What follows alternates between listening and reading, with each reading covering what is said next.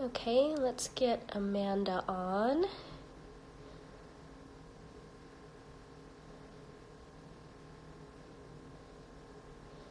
Hello, everybody popping on.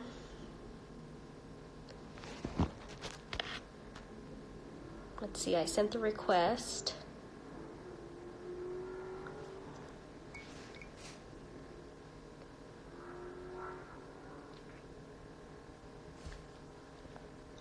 You'll have to excuse my stuffy voice. I have been sick for a few days now.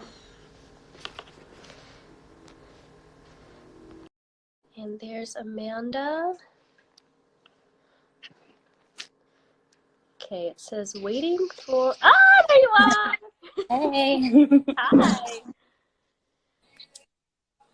Okay, do I sound as stuffy as I think I sound? Yeah. But it's okay. Well, it'll be fine. Theraflu. There you go. So there's 13 people on right now. Okay. Do we want to give it a couple of minutes? Yeah, Or maybe. a minute? Yeah. Just maybe like a minute or two. Okay. Ooh, I love your hair. You just did it, huh? Oh, thank you. Yeah. It's like kind of purpley in the front. I hadn't had my hair done in like, gosh, months. Well, it looks good. Thank you.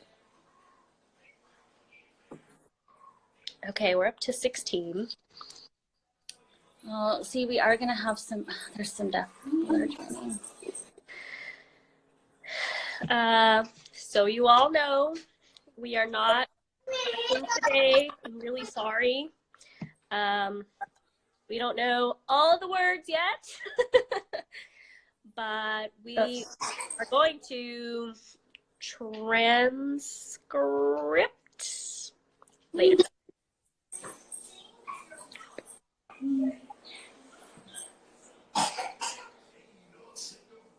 My finger spelling is so slow. It's like the thing I've been working on the most. I know. And then my receptive, like watching, finger spelling. It's just so fast. I know.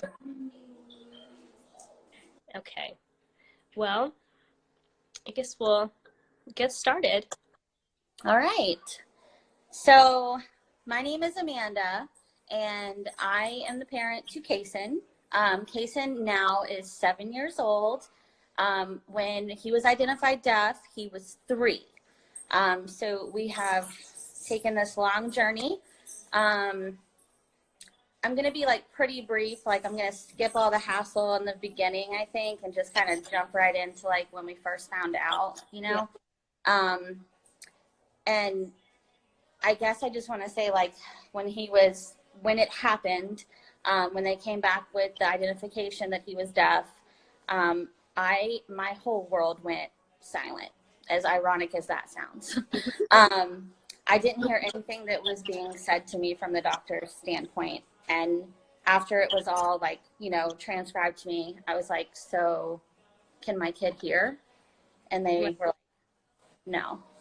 Kaysen also has auditory neuropathy sensory disorder. So his has a lot to do with like where the nerves don't make the connection to your brain. So along with being profoundly deaf, he has the ANSD on top of it.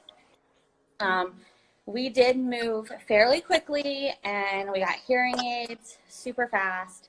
And then we then went and started talking about cochlear implants. He got his first cochlear implant when he was still 3, so it would have been in February. That was his first one. And then he got a second one in September. And Kaysen still had moderate hearing loss with his CIs. So along with that, we immediately like jumped right in and started using sign language, even though we were told not to, that was something that's not typical that you do. And I had already missed 3 years of my kid's life. So at that point, I realized, we can't have this barrier any longer. Right.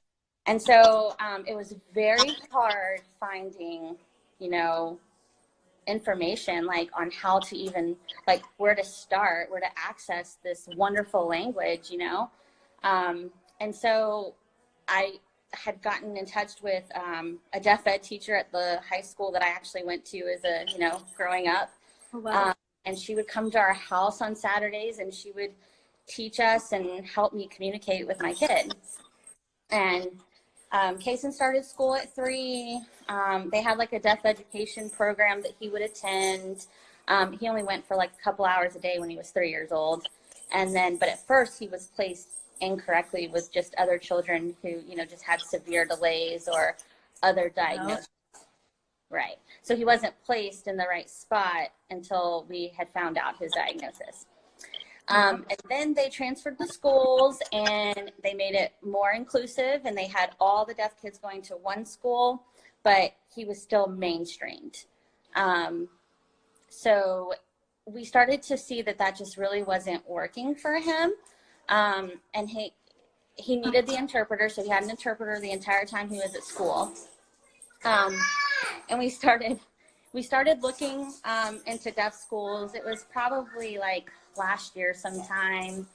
And so we then also started to like, we took away the CIs like at school because he wasn't wearing them at home.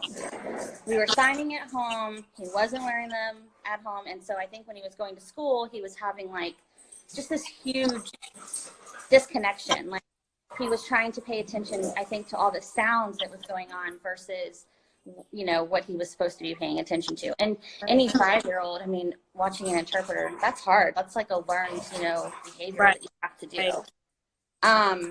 So yeah, that was the hard part for us. So he stopped wearing them, and it was just like, bam, like he stopped acting out. It was great. You know, we had this smooth transfer from there to home. What's that? I got the chills. Yeah, I mean, it was amazing. And so, you know, like they immediately noticed the difference in him. So we started looking into deaf schools, and we moved to Florida for my kid. Like my fiance said, my job can transfer. We toured the school. We fell in love with it. It was amazing. And he has, gosh, just, I mean, he's already advanced a reading level. I've posted recently like his scores, how the improvement he's gotten from being in a totally inclusive environment, which sadly he wasn't before, but he is now. And, you know, some children just thrive differently, and mine thrives and, you know, being in a signing environment. So that's kind of, yeah. So that's kind of like my story, his story, I should say. Super his short. Yeah. Yeah. So I know. If we said every detail, it would be like we'd be here all night. I know, really. Yeah. Okay, and so Avery passed her newborn hearing screening. Or let me take it back. Avery did not pass her first newborn hearing screening. And so she went for the second one and she passed it, but it took a really, really long time for her to pass. And the sound tech, or whatever their name is, the position, she was really, really young. And I remember thinking at the time, and I had no idea at all that she would not pass. I figured she would, you know, fluid in the newborn ear, that's totally normal. But I remember thinking, like, I don't think this girl knows what she's doing. And she did pass her. And so we had no idea for a really long time that Avery could not hear us well.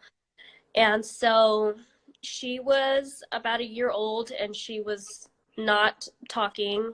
And then a year and a half and she was really not talking. And we repeatedly went to the pediatrician and said, hey, I think something's up. She's not talking. They said, oh, she's fine. She's just a late bloomer. I'm like, well, I don't know. I don't think that's what it is, but they didn't listen. The pediatrician did not listen. And so all the way up to 2 years old, we continued to ask, and I continued to kind of home test. I'd be like, you know, clapping, like, can she hear me? And there would be some times where she could, and there would be some times where she couldn't. And so for me, it was like really emotional. I didn't know what to think. I didn't know what was wrong. I had no idea.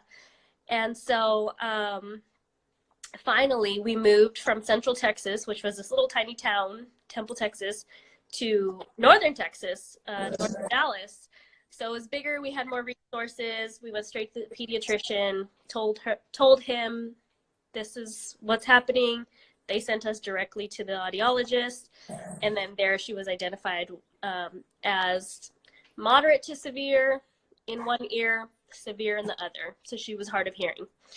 At the time, she was just 2 and a few months. We could not communicate with her. She was acting out a lot, like you said, Kaysen was. She was crying a lot, screaming a lot. I didn't like to go anywhere in public, like the market with her, because she was that kid in the grocery aisle, like screaming on the floor, and I didn't know what was wrong. I didn't know how to help her. And so when they told me, they did not say she was hard of hearing. They did not say she was partially deaf. They said, your baby has hearing loss and she's going to need hearing aids. And I think like initially, like I just had this big lump because I had no idea what that meant. And I think I even asked the question, and I feel really stupid now for asking that question because it didn't make any sense. But I asked, will she have to wear them forever? It was like glasses, or like, I couldn't even comprehend what was going on. And at no point did they say like, your baby is hard of hearing.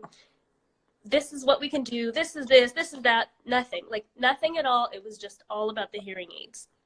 So I think back then I definitely jumped on that hearing aid bandwagon real quick, and thought that was like the solution. And so we connected with ECI soon after that. She got her hearing aids, and we started in-home therapy with ECI. And the only reason we were introduced to sign language was because our itinerant teacher for the deaf happened to be a deaf woman. And so if that was not the case, I don't think that we would have ever been introduced to sign language at that age.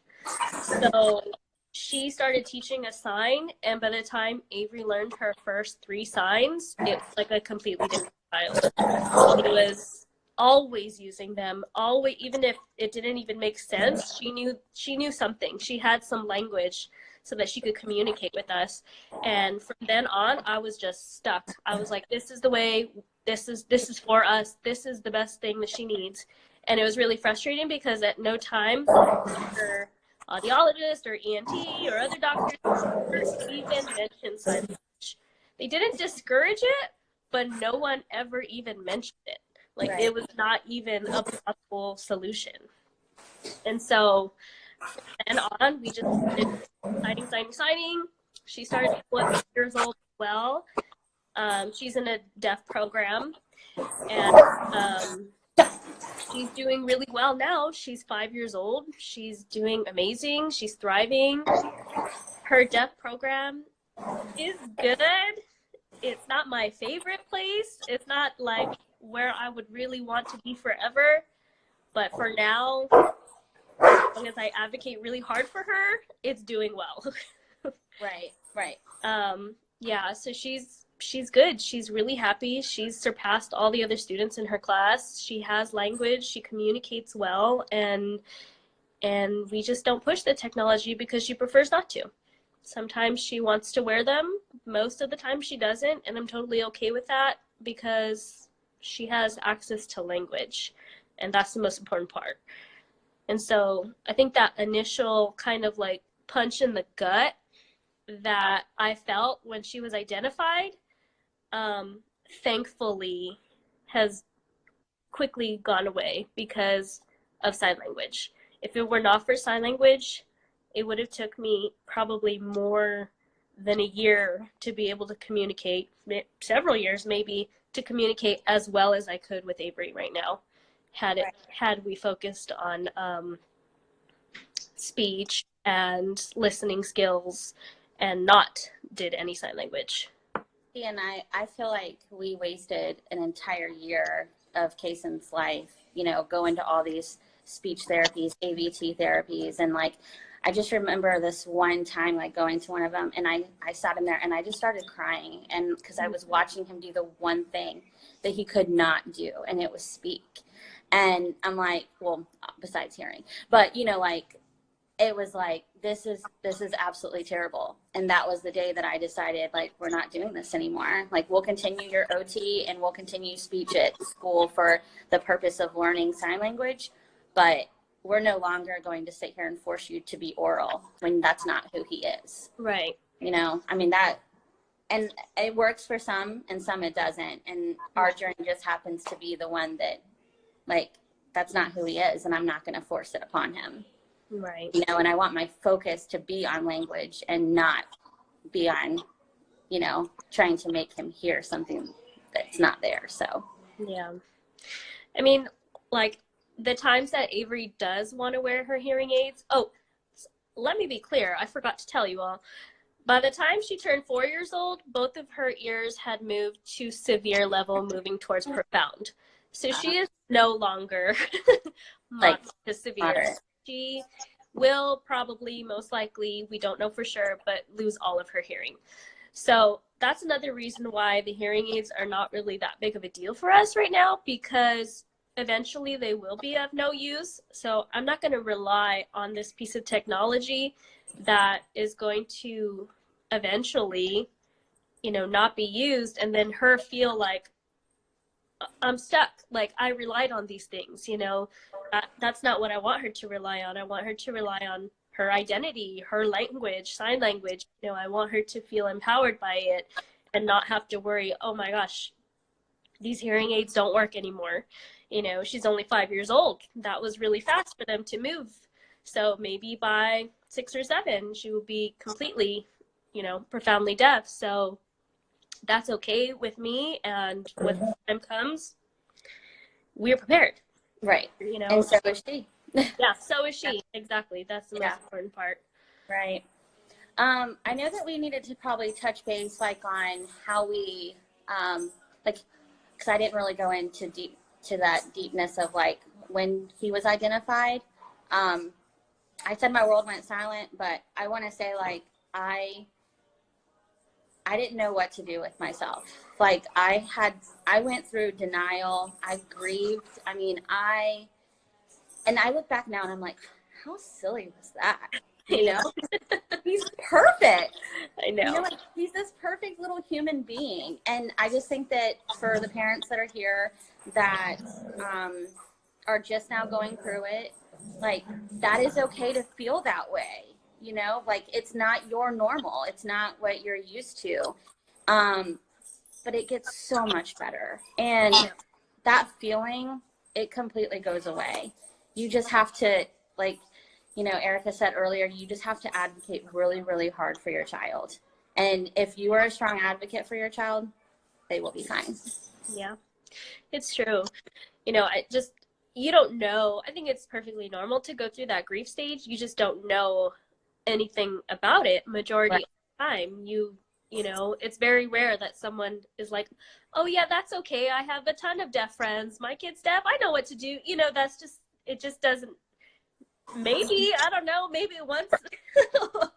I didn't know one single deaf person prior, you know, to my kiddo. Right. So, I mean, and it has opened so many doors for my family. And now I have so many people that I was missing out on, you know, and he's brought all these new people into my life, and I'm so thankful for it.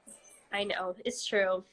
I seen a comment that says, I so wish they had sources of information when they gave you the news. And I always say this.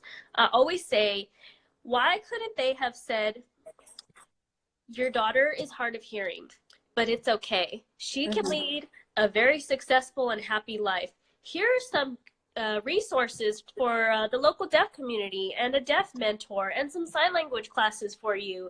And, you know, just all the, like, positives that we had to figure out ourselves. You know, why don't they give us that? when we find out. It doesn't make any sense. I remember that day, like I specifically asked, like, do you have any information to give me? Because I remember like not taking any of it in. Yeah. And he was like, I'm sorry, but I don't. Yeah. Like I went home with nothing. It's And very I mean, frustrating. yeah.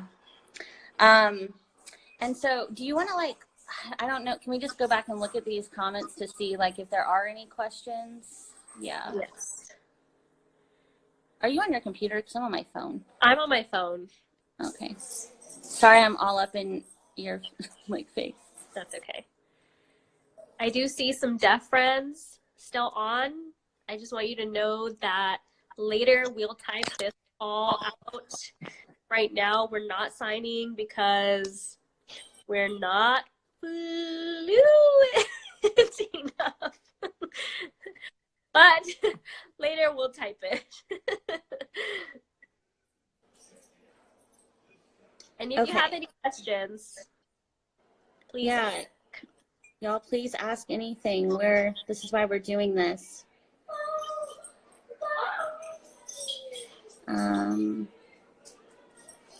So do you see that? All right, so I do know that somebody had asked about like how do you deal, like does your whole like, okay, so like your husband, does he sign? My husband signs to the best of his ability, yes. Okay, but like what about your extended family? Do they? So we moved to Texas away from our whole family, but my mom and my stepdad moved here as well, and so they sign. They have been taking some free ASL classes at a local church that has a deaf ministry, and so they try. They're really trying. I have to be thankful. They are trying. And then my older daughter, she also signs. We spent a year learning C first because that's what the preschool was teaching at first. That kind of hindered us because we could have spent all that time starting to learn ASL, which is an actual language, unlike C. But either way, even if they're still stuck on a little bit of C signing, they do sign, and that's the most important part. Okay, so I see a question right there. So I'll go ahead and say how I feel about that is, so I'm in the same kind of boat. Like, my fiance does to his best. I feel like we're we're moms, so we just like, we dig in, and that's what we do. Right. And I'm a stay-at-home mom, so like I have a lot more, of that free time to like really. My son's school actually offers free courses for us too. So I've been taking those, which is really nice. As far as like extended family, like we're in the same boat. Grandparents they try. Back in South Carolina where I came from, it's really hard to find courses and stuff. So that's not really something that's like to their ability. Like you have to be like, to get into most classes, like through beginnings and stuff, you have to like be the actual parents, Right. And then, so usually when we're all together, my kiddos love their grandparents. And so like, they just have that, I don't know, they get it, like Kason doesn't realize that they're not like signing with him all the time like I would be. Okay. And a lot of the times they are going like, what's he saying? What's he saying? And so I'm just like the interpreter, like I just tell him what he wants and we go from there. So that's kind of how we handle it as far as with family. Now, when it's like him playing with other kids who don't sign or whatever, I am super like involved. And I'm like, this is what he's asking you. And so I'll translate to them just because I don't want him to ever feel like he's different from those children, Sure. So he's super included with stuff like that. And then I saw there's a comment here like talk about their siblings. Mm-hmm. Are they learning? And you mentioned that. And yes, so Corbin, who is going to be 3 in January, who's hearing, he has now gotten to the point, it's the cutest thing. Like when he's like telling me like something happened, like if Kason hits him, he like completely voice off. And he comes up to me and he starts doing this like gibberish stuff with his hands. But he's like, you know? Oh, And so he's like trying. he is so trying, and like he knows like your real basic signs, but like he is super involved, and I have made it very clear to Corbin that Kaysen does not hear you. Yeah. And I mean, I say it to him, I probably say it to him 10 times a day. I'm like, sign, he does not hear you. Like, you have to go tap him on the shoulder. Like, I want him to really understand that his brother is deaf. Yeah. Yeah. I mean, my other one is 12 years old. So she's kind of at this point just waiting to hit high school because high school offers sign language as a second language here. Mm. So if she gets to take ASL in a couple years, she'll kind of already be ahead. But also, she does need that work because I keep telling her, you know, you're hearing, um, your sister is deaf. If you don't learn to sign, that bond most likely, I hate to tell you this, will not continue into adulthood because she's not going to be able to communicate well with you. And if you can't communicate well with someone, you can't have a good relationship with somebody. So, she knows, you know, ultimately I can't force her. She does try her best, and I think she's doing really well so far. But will she continue? You know, that's up to her and what kind of relationship she wants for her sister. And I think that that's what you kind of have to say to your family members, you know, whether they're distant or nearby. If you want a relationship with this kid that is your flesh and blood, your family member, you have to put the effort in. You know, I think it's probably our job to provide those resources. Hey, this is where the classes are. This is the YouTube station. Signed with Heart is a great resource. Bill Vickers is a good resource. You know, you can give them all the resources, but if they still choose not to learn, That's on them. It's on them. I feel like that's them missing out, you know, Right. on our children. Like, we've done everything we can do. There was a comment here that it said something. What do you suggest I do? My son has some hearing in one ear and no hearing in the other, but he uses hearing aids, goes to Pennsylvania School for the Deaf. He signs, and I sign a little. He gets speech therapy, but I feel like he struggles. What should I do? I wonder how long that he's been signing for. But if he's in a school for the deaf, no matter how long, he's going to catch on probably awesomely. So I would say just whether he has hearing or not, jump on board with that. Like, you can't go wrong by learning ASL. He's in a deaf school. He's going to pick it up no matter what. So you should get on board with that as well, as much as you possibly can. Mm-hmm. And if it's new, it may take some time, but it's worth it. Yeah. And then I just think like the biggest thing for our children is carryover, you know, like you're saying, like having it at home, and making sure that you are, I mean, and I would look into their school and see if their school offers any sign language classes. I mean, because most deaf schools do, and it's free for, like, you know, for parents to the deaf children. Right. So that's a good avenue too, if you're like struggling on where to learn. And I don't know, like, what you're, like you said, he does speech therapy. Is the speech for speech, or is it to learn ASL? Because the way that we have our speech signed up for at FSDB I mean, he doesn't wear anything, obviously, so it's for language. It has nothing to do with being verbal, oral, any of that. And she said he picks up signing very quickly but struggles with speech therapy. Well, there you go. Yeah. So I never force speech. We don't do speech therapy. It's not our choice. They do have a speech pathologist at the school, but she signs while she talks because she thankfully is very on board with the fact that Avery's primary language is sign language, and that she could say all the little sounds that she wants to, but force her to do it, and mom's going to step in because that's just not our way. And so she's actually really respectful towards that, which I really appreciate. I just don't think that speech matters. I think that language should be the ultimate priority. You know, it doesn't matter if you can say a sound when you can speak a sentence in sign language. You know, there's no comparison. Sign language will always win. Exactly. And I mean, I have full belief, like, even if your child is doing great with their hearing aids and CIs or whatever, you know, I still believe that they should have sign language as well. Like, no matter what, your child is deaf. Like, this, right. Their native language is ASL. Like, they should not be denied of their language. Right. You know, I mean, it's technology. It could fail at any time, you know. And that's a personal, you know, on my end. So yeah, and I agree. And that's something that I even had to kind of battle in Avery's IEP at school, because like I said, they were teaching C, and C is not a language, it's like a method.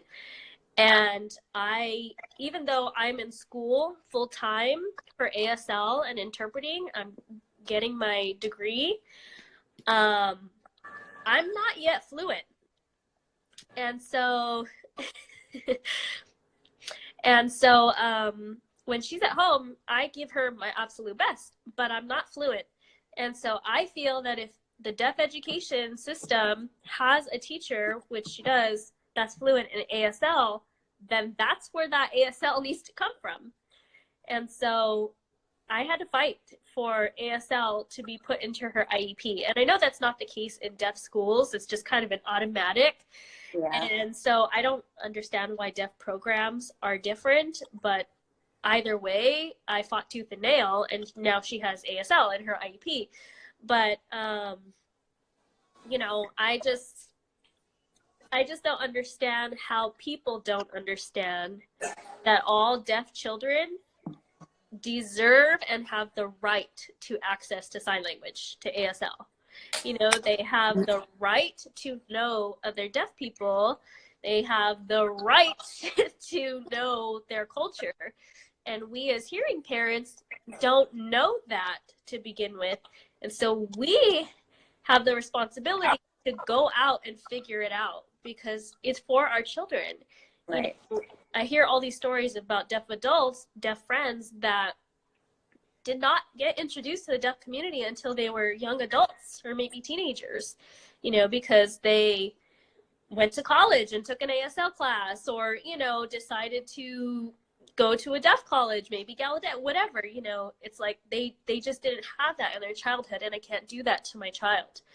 I'm like, someone asked if we take our kids to deaf events. We go to all of them. Yeah. Well, so we used to back home, but now, like, we've only been here for like 4 months. Right. But I've joined like all the Facebook groups, and I see them all. But we go to all of FSDB's like events and stuff. Like, he got to see his, you know, first signing Santa there, so that was nice. Yeah, and he was like it was so funny because he was like, "Want nothing." But I mean, like, you know, just stuff like that. And so we were very involved back home with our deaf community as well. And you have to be, because they have to see that. Yeah. And I will say it's a little daunting at first, you know, being like this hearing person, not fluent in ASL, coming in and trying to be like, this is me, this is my deaf child, you know. Yeah, they're like they're the in for you. Yeah. I remember like the very first time, it's like, why are you here? And you're like, oh, him. Yeah, exactly. Like, sorry, you know, I'm just trying to be involved. Yeah. And then they're like, and then once they find that out, it's, oh, yes, you're like, they're so excited that you're there. And yes, it's true. They're so supportive. And I think like there's a really bad, and I don't know how it was created, but some like bad perception that, you know, like the deaf community doesn't want you in. But I have felt nothing but an amazing amount of support, you know, just from the very intro. But you have to be respectful to the community and the culture as well. I will say that going in, you have to. You know, if they tell you something, don't take it. Like, don't put your wall up, you know. That's their experience. That's the deaf experience. That's their perspective, and you have to respect it.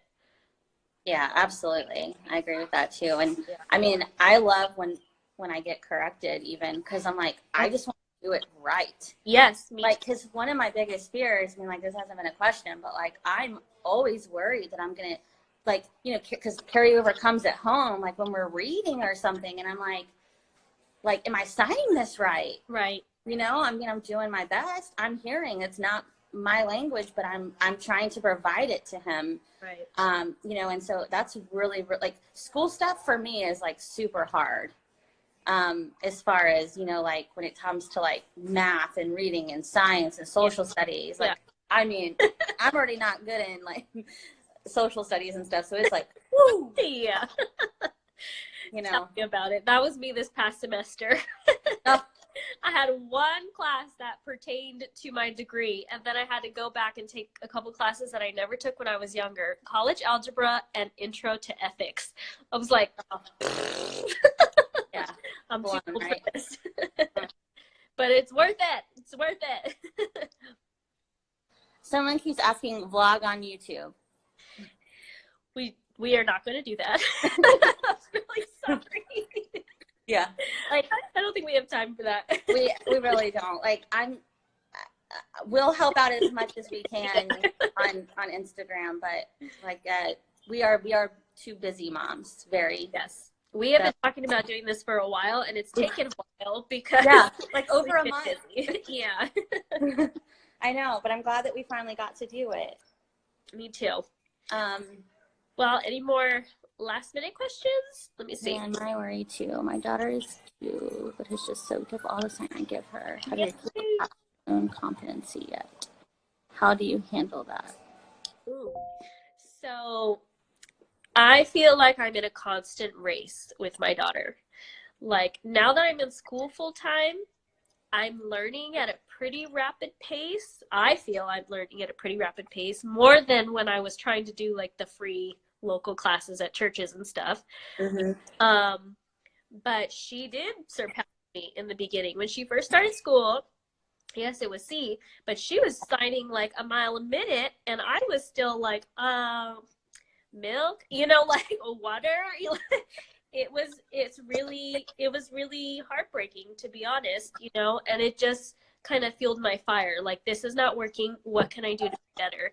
And that's when I started looking up, you know, stuff on YouTube and trying to buy ASL dictionaries and really trying to study, taking my own time to study, because I knew, oh my gosh, this kid's going to pass me. And now I feel like I'm in a constant race. I'm always trying to teach her a new word, and she's always trying to teach me a new word.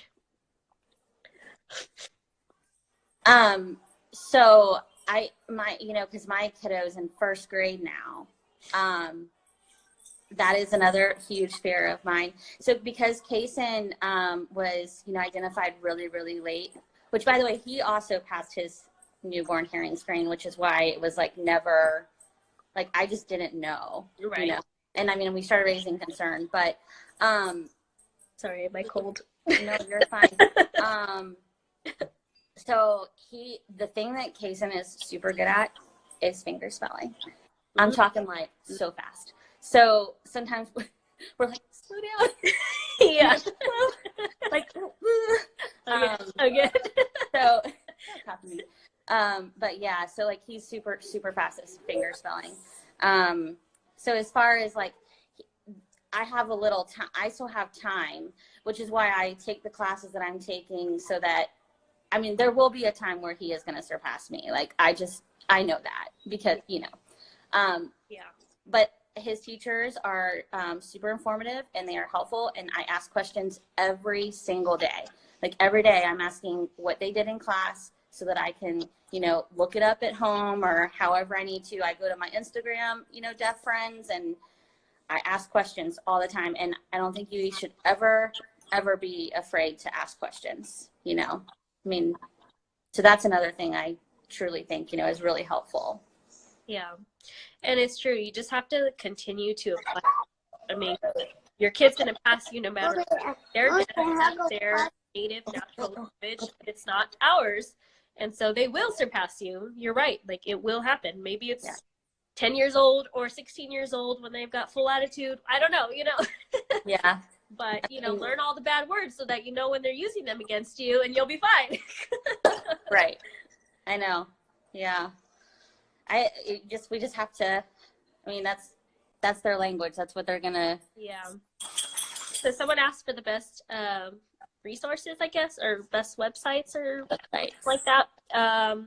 Like I said, on YouTube, I use Bill Vickers. He's amazing. His YouTube videos are really easy to follow, even if you're a beginner. I've learned a lot. Signed with Heart is my favorite Instagram recommendation. Ashley is so awesome at teaching sign. Even if you just learned a couple a day and started from there, implemented them into your children, you know, it can take off really quickly. What else? We have the, oh gosh, now I forget the name of it. The Gallaudet Children, I'm probably saying this wrong, so but if you Google it, I'm sure it'll come up. The Gallaudet's Children's ASL Dictionary. Really beautiful and colorful. All the pictures are of kids signing. It comes with the DVD that has like a table of contents that you can click on the letter and it'll show you the video of how it's actually signed. So sometimes when you look at the picture of a sign, it's kind of like hard to understand. You don't really know what the motion is, but the video will make that clear. I do think videos are way better than a book, but Cason School did send home this book for us. Ooh. And I really recommend it. There's different versions, but what I like about it is that it kind of, so it gives you like the word, okay, for instance, let me find, there was something like over, for instance. Like over can be like in a sentence like 5 different ways, right? Right. And so you can like find it in here and it will show you like how to sign it with that sentence, if that makes sense. Right, right. And so I really, really liked that. I mean, I know y'all probably won't be able to really see this, but if you kind of look right here, okay, it's really cool. I see it backwards, but I can't get it. Yeah. So anyways, but it's a pretty cool book and I really like it. And I thought that that was,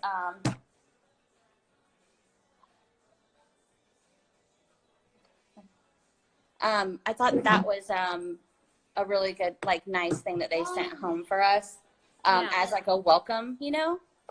So I refer to this book a lot. Okay. And what other? There are several. Yes. And they asked if you could post a picture of that book later.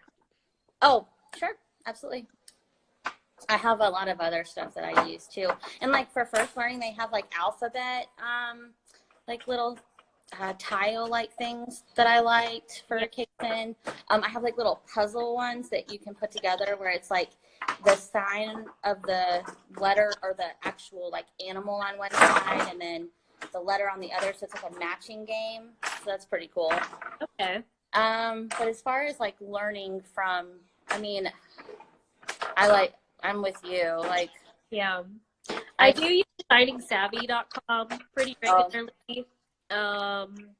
LifePrint, and then you can go on and like do the lessons with that one. And they have a kid version too. Right. So I think that's pretty helpful as well. And I think Ashley has courses as well, right? Yeah, I think her courses are like, I signed up for one in the very beginning stages. It's like mainly just doing like the alphabet, but still if you're a beginner, right, it's super helpful. Right. So when Avery was 2 years old, we had just started signing. I had just bought like a regular flat card for kids, little pack, and it was just like random pictures of like a duck, a house, a ball, you know, things like that. And we would look up about 5 signs a day, and we would just do those 5 over and over, and we would practice what those were. And then we added more, and we added more, and we added more, and pretty soon we knew, you know, signs. And so even if it's something simple like that, you know, make your own resources. If you're having trouble finding resources, make your own resources. You know, I couldn't teach her what duck was before. I had to look it up, figure it out, get the card, duck. You know, like it was, you just have to put 2 and 2 together for what makes sense for your kid. Right. And, you know, our deaf children are extremely visual. So when they're learning things, always have a picture. Like, Oh, yeah. have something there. I can tell you something else we did in the beginning was I labeled everything in my entire house. Oh, yeah. Eventually they all came down because he would pull it all down. But like that was, I mean, like my microwave was labeled, my refrigerator was labeled, the toilet was labeled, a mirror was labeled. I mean, everything was labeled. Because that's super important for them too. Someone just recommended that to me recently because I had posted that I wanted to start to teach Avery to read. Even though she's not in kinder yet, she's in her last year of preschool, and they are going to teach her this way. But and it's like already, like, you're ahead of the game. Let's continue this momentum. So, yeah, someone. So that's something that we're going to be doing too, because I really think that just having that visual word up, it's like a sight word, like someone said, it's like a sight word. You'll know it. You'll just know it. And he's gotten to the point now where, I mean, like, if there's anything spelled, because at his school, they do finger spelling to reading. Okay. Which is a really cool concept. So, like, if they see the word, they finger spell it, and then after they finger spell it, they do the sign, and then they finger spell it again. And so it kind of just, like, reiterates it. So, like, once you finger spell it, you're like, oh, I know that word, you know? And then he can sign it for me. Oh, that's so awesome. Yeah, they do that program. So, Daily Vlog Deaf Family on YouTube, I have no idea. Me either. The only deaf family I know on YouTube is the Garcia family that were featured on Deaf Out Loud. I don't know if that's who you're talking about, but I think it's called Zade's World, Z-A-D-E, Zade's World, if I'm not mistaken. And they are a combo deaf and hearing family that do Right. Well, any other questions on here? Let's see if there's anything. Please add it now. I wish there was live captioning too. We talked about that before. That would have been amazing. I know. I asked her earlier. I was like, "Is there any way we could do live captioning?" I wish we could have. I wish I was fluent enough to have this conversation. I know. Same. I mean, like, plus when I'm talking and signing at the same time, it just like gets all. Can't do both. Yeah, it's so hard for me. Oh, you're fine. Yeah. So if there's not any more questions, I guess we'll sign off, and y'all could always ask us later.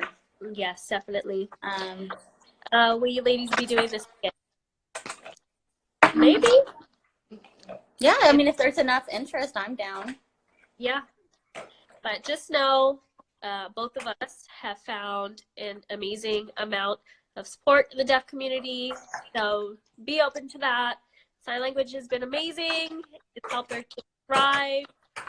So we would always be open to more questions. If you want to, look at resources or need help getting connected, we'll do the best we can. I totally would. I am all about trying to help support other hearing parents of deaf kids because I know how. Absolutely. I think that's like the biggest thing is like 4 years ago when this all happened, I wish that I would have had this, and I didn't. And it's so nice, like, to be involved with other families now, and even if we just help one family, like, that's all that matters to me. For sure. So you guys are very welcome. Thank you. All right. Okay, you guys have a good night. Bye, you too. Hope you feel better. Thank you. Bye.